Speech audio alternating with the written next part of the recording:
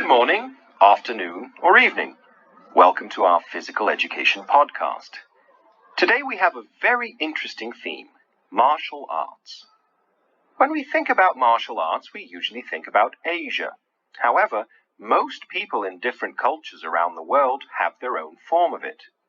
Self-defense is as old as humanity itself, and martial arts developed from this need. One of the oldest forms of self-defense in history is wrestling. Africans have wrestled since ancient times, and we know it because ancient Egyptians recorded it on walls. Athletes wrestled in honor of kings and pharaohs, and it was also a symbol of the strength of the nation.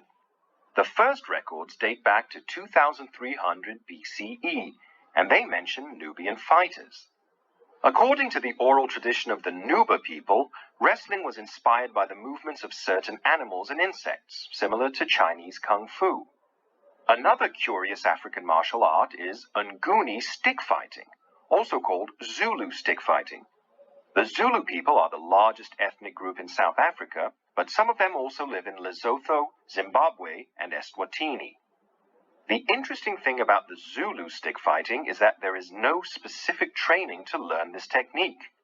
Each fighter must learn by observing and trying. This way, each person will have a unique strategy based on their own strengths and needs, and the adversary can't predict the movements. Engolo comes from the south of Angola. It is both a performance and ritual combat, with kicks, dodges, and jumps. In Congo, there is a similar martial art called Kipura. Because of their similarities, they are considered the predecessors of capoeira. There are many other interesting martial arts from several African countries, such as Dembe from Nigeria, Instunka from Somalia, Marengi from Madagascar, and many others. Stay tuned for the next episode of our podcast.